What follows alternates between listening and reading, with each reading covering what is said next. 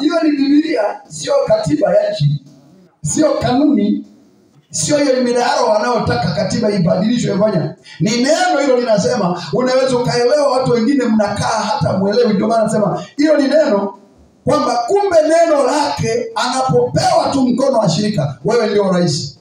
Ndio hayo mambo hayo, kwamba ana uwezo wa kufanya mambo. Sasa mpeni mtu ambaye ana maroho, ana vitu vyake, katakachokifanya ndio haya anazungumza. Endelea mwanangu.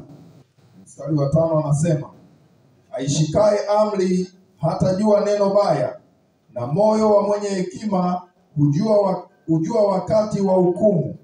Kwa maana kwa kila shauri kuna wakati na hukumu, kwa sababu mashaka ya mwanadamu yaliyo juu yake ni makubwa, kwa kuwa hajui yatakayokuwako. Kwa maana ni nani awezaye kumweleza jinsi yatakavyokuwa? Hakuna mwenye uwezo juu ya roho aizuie roho, wala hana mamlaka juu ya siku ya kufa, wala hakuna kuruhusiwa katika vita vile, wala uovu hautamwokoa yule aliyeuzoelea. Mstari wa 9 anasema, mambo hayo yote nimeyaona, nikatia moyo wangu katika kila kazi iliyofanyika chini ya jua. Kuna wakati ambapo mtu mmoja anayo mamlaka juu ya wenziwe kwa hasira yake. Asante. Geuza moyo wako, twende pamoja.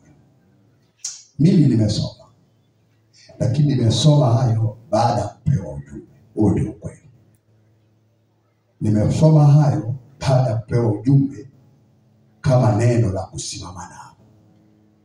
Mnisikilize Watanzania wenzangu. Kwanza, usipuuze habari za kufuatilia zinazoendea kwenye taifa lako na mipaka yake. Point. Kwa maana ukiweza kusoma gazeti, ukiweza kusikiliza media, ukiweza kufanya, usipuuze kufuatilia kinachosemwa. Moja ya madhara yanayotokea nchi zinapopinduliwa, wanakamata kwanza mawasiliano. Wakikamata mawasiliano, ndio wanaenda kwenye vituo vikubwa ambavyo vingeweza kuwazuru wanaotaka kupindua nchi. Kwa hiyo ndio maana usije ukasahau na kudharau kufuatilia taarifa zinazotolewa, ziwe mbaya, ziwe nzuri, ziwe za kimungu. Fuatilia kwa kina. Lakini mimi nakuongeza kingine, kama kilivyokiongeza kile, na kuongeza kingine cha roho. Kama nilivyowaagiza aidha kuwaomba kufuatilia taarifa za habari kwenye vyombo mbalimbali, naomba nikuagize kama mtumishi muonaji kwa Bwana, jitahidi kufuatilia taarifa ya habari ya kiroho. Andika kwa herufi kubwa, jitahidi kufuatilia taarifa ya habari ya kiroho. Kuna taarifa ya kimwili, lakini kuna taarifa ya kiroho. Taarifa ya kimwili inatangazwa na ITV, Channel 10, sijui YouTube, sijui wapi, magazeti ya Kiingereza na ya Kiswahili na ya Kifaransa na ya Kiruga mnapoangaziwa. Leo kama nimekuja kupanda mzigo kabla ya uchaguzi ambao una maswali mengi yanayokuja kwako, nasema mwombaji, ndio maana mkutano huu mmeufurahia toka siku ya kwanza. Hatuhitaji pambio za kurukia Yesu. Tumerukia sana huko tunakoruka. I'm so happy kwa ajili ya kazi nzuri mnayoifanya. Tumerukia sana. Ni muda wa kububujika na kushusha wingu Bwana. Tunataka kumsikia Mungu. Hizo step mkacheze kwenu. Step itashuka hapa, nitawaonyesha. Itashuka ya nguvu ya Roho Mtakatifu. Amina. Amina. Amina.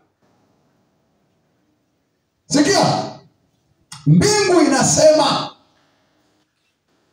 Fungueni masikio ya ndani msikilize taarifa ya habari, na muwe na macho kama mnaona kwenye TV, muwe mnaiona taarifa. Utaisikilizia wapi? Moja, taarifa ya ndani utaisikiliza manabii wanaposema habari kama hizi. Ni taarifa moja ya habari ambayo wanasema sasa tunatangaza kutoka mbinguni kwenye kiti cha enzi cha Mungu Baba ya kwamba katika nchi ya Tanzania kunategemewa kuwa na uchaguzi ambao unakuja kwa spidi, lakini kuna mawazo mtambuka katika taifa lenu, kwa sababu kuna wanaokubali uchaguzi uwepo, kuna ambao wamekataa kuwepo. Sasa sisi kama wachambuzi wa mambo wa taarifa ya mbinguni tunatoa taarifa ya kwamba walio wa rohoni, yanajulikana mambo ya rohoni, waingie ndani funga na kuomba ili wapate taarifa za rohoni kabla zijaja mwilini, ili waweze kutambua mambo yanaendelea kabla ya uchaguzi. Inawezekana kwa mambo mabaya, lakini wa rohoni wao wamejua ili wajiandae.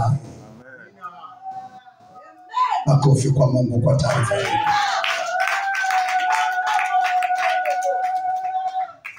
Kwa nini? Kwa sababu mambo ya roho yanajulikana kwa watu wa roho. Praise the Lord. Amen. Santana bikotayana. Mete ya sakayana. Mambo ya roho mwanangu yanajulikana kwa watu wa roho. Nasikia mbingu imefunguka. Patisia rekana.